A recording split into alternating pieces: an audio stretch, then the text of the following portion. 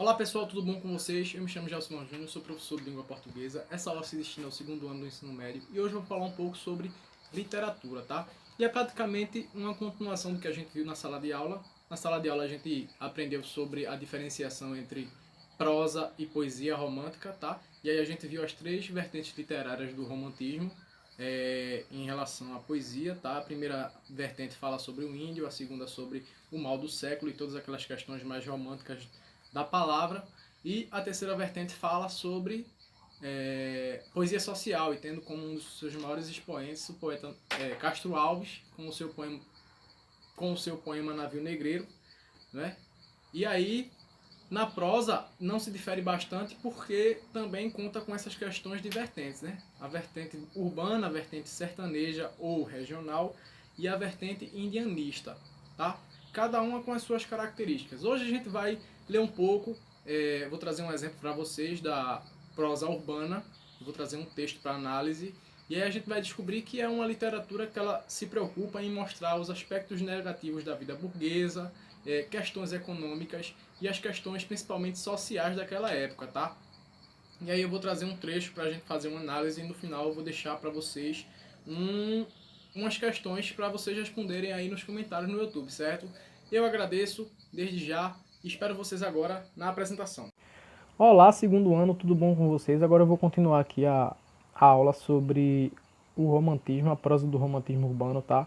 E aí, ele é urbano porque ele busca retratar a vida nos grandes centros, principalmente Rio de Janeiro, né? Porque o Rio de Janeiro ele foi a capital do Brasil durante um tempo, um período. E aí ele estava no centro ali da corte, que é um período de transição, não é?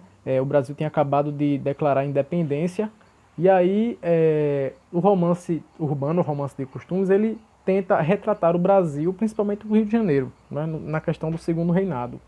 E aí também busca apontar os aspectos negativos da vida urbana e também o costume dos burgueses. Sem contar também que esses romances eles buscam mostrar intrigas amorosas, as desigualdades econômicas, entre outras coisas. Mas vale salientar que o objetivo final da narrativa é o triunfo do amor, a vitória do amor, certo?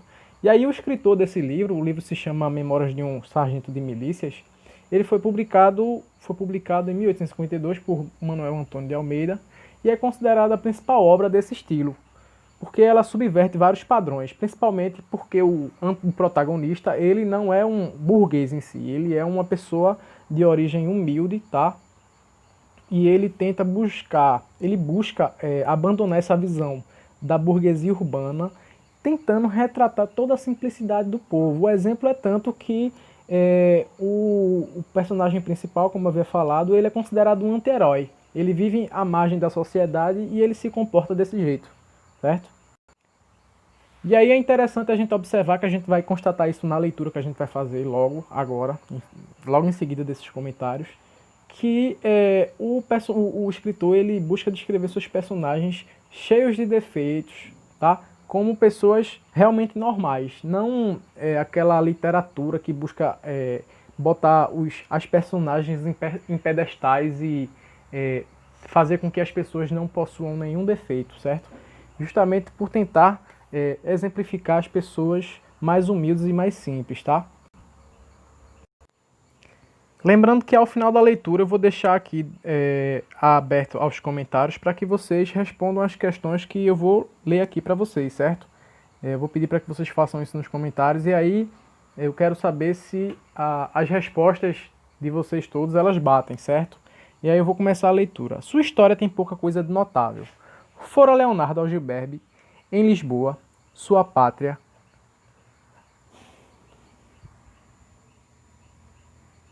Sua história tem pouca coisa de notável. Fora Gilberto. Sua história tem pouca coisa de notável. Fora Leonardo Algiberbe, em Lisboa, sua pátria, aborrecera-se, porém, do negócio e viera ao Brasil. Aqui chegando, não se sabe por proteção de quem, alcançou o emprego de que o vemos empossado e que exercia, como dissemos, desde os tempos remotos. Mas viera ele, no mesmo navio, não sei fazer o que, uma certa Maria Hortaliça, quitandeira das praças de Lisboa, salóia, rechonchuda e bonitota.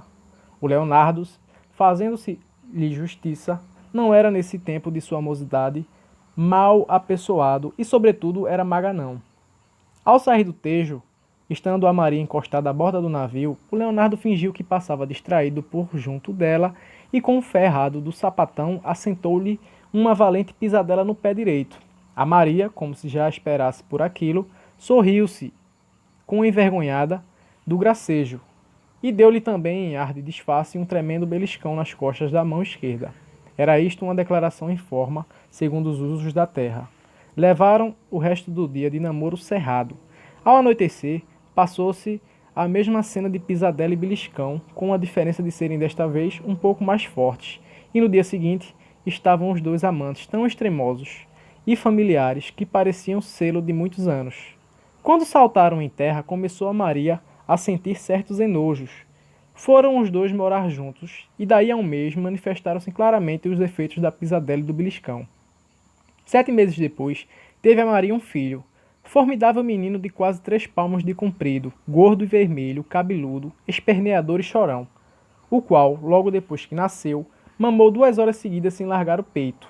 E este nascimento é certamente de tudo o que temos dito, o que mais nos interessa, porque o menino de quem falamos é o herói dessa história. Chegou o dia de batizar-se o rapaz. Foi madrinha parteira, sobre o padrinho houve suas dúvidas. O Leonardo queria que fosse o senhor juiz, porém teve de ceder à instância da Maria e da comadre, que queriam que fosse o barbeiro de fronte, que afinal foi o adotado. Já se sabe que houve nesse dia função. Os convidados do dono da casa, que eram todos da Além-Mar, cantavam o desafio, segundo os seus costumes. Os convidados da comadre, que eram todos da terra, dançavam o fado. O compadre trouxe a rabeca, que é, como se sabe, um instrumento favorito da gente do ofício. A princípio, o Leonardo quis que a festa tivesse ares aristocráticos e propôs-se que se dançasse o minuete da corte. Foi aceita a ideia, ainda que houvesse dificuldade em encontrarem-se pares. Afinal, levantaram-se uma gorda e baixa matrona, mulher de um convidado, uma companheira desta cuja figura era a mais completa antítese da sua. Um colega de Leonardo, miudinho, pequenino e com fumaças de gaiato. E o sacristão da Sé, sujeito alto, magro e com pretensões de elegante. O compadre foi quem tocou o minuete na rabeca e o afilhadinho, deitado no colo de Maria, acompanhava cada arcada com um guincho e um esperneio. Isto fez com que os compadres perdessem muitas vezes, o compasso e fosse obrigado a recomeçar outras tantas. E aqui está o que significa essas palavras que estão acompanhadas com números aqui, certo? 5, 4, 3, 2, 1. Para compreensão, vou continuar a leitura. Depois do minuete foi desaparecendo a cerimônia e a brincadeira ferventou. Como se dizia naquele tempo, chegaram os rapazes de viola e machete. O Leonardo, instado pelas senhoras, decidiu-se romper a parte lírica do divertimento. Sentou-se num tamborete em um lugar isolado da sala e tomou uma viola. Fazia um belo efeito cômico vê-lo em trajes de ofício, de casaca, calção e espadim, acompanhando com um monótono zunzum das cordas do instrumento o garganteado de uma modinha pátria. Foi nas saudades da terra natal que ele achou inspiração para o seu canto. E isto era natural a um bom português, que era ele. A modinha era assim. Quando estava em minha terra, acompanhado ou sozinho, cantava de noite e de dia ao pé de um copo de vinho. Foi executada com atenção e aplaudida com entusiasmo. Somente quem não pareceu dar-lhe todo o apreço foi o pequeno, que obsequiou o pai como obsequiara ao padrinho, marcando-lhe o compasso, a guinchos e esperneios. A Maria avermelharam-se os olhos e suspirou. O canto do Leonardo foi o derradeiro toque de rebate para esquentar-se a brincadeira. Foi o adeus às cerimônias. Tudo daí em diante foi burburinho, que depressa passou a gritaria, e ainda mais depressa a algazarra. E não foi ainda mais adiante, porque de vez em quando vinham-se passar através das rótulas da porta às janelas uma certa figura que denunciava que o Vidigal andava por perto. O Major Vidigal de fato existiu realmente, e era um temido chefe da polícia carioca no começo do século XIX. Essa questão aqui, essa parte aqui é uma questão informativa, tá? prosseguindo, eu quero aqui essas 3 questões nos comentários, tá? Extraia do texto elementos que caracterizem o nível social dos personagens, como eu havia falado, caracterizando a narrativa, que fala sobre as questões sociais, tal. E aí eu falei que, por se tratar de um romance urbano e de uma obra emancipadora na questão de afastar os padrões burgueses da época, eu quero que vocês tragam para a gente aqui nos comentários, para quem for ver os comentários, o que você conseguiu de trazer de elementos sociais que caracterizem esses personagens, certo? Vocês podem, além da leitura desse livro aqui, vocês podem analisar materiais históricos, fazer pesquisas e saber quais eram os tipos sociais, as classes que existiam no Rio de Janeiro nessa época, tá? Como se revela no texto a atração que o tipo de vida levada pela classe rica exerce sobre os pobres? E aí a gente vai ter que fazer um contraponto entre justamente o que eles levaram em consideração na hora de fazer uma festa, tá? Se o que eles fizeram foi coisa de rico, de pobre, por que eles fizeram isso, e o que seria de rico e o que seria de pobre. Como se revela no texto a atração que o tipo de vida levada pela classe rica exerce sobre os pobres. Ou seja, se eles são pobres, eles estão se espelhando nos ricos para se divertir. E por quê? Como eles fazem isso, tá? E a terceira questão aqui, em que sentido o provérbio "o hábito não faz o monge" pode explicar o efeito humorístico obtido pelo autor na cena da festa do batizado? E aí eu quero que vocês leiam esse trecho, tá aqui, eu posso disponibilizar ele aqui nos comentários quando o vídeo for postado, tá? Eu queria que vocês respondessem aqui nos comentários, botando o nome e tal.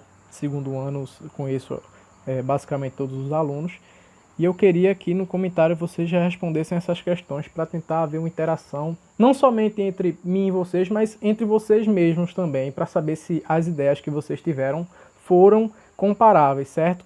Eu espero por vocês, tá? Obrigado pela atenção de vocês e até mais.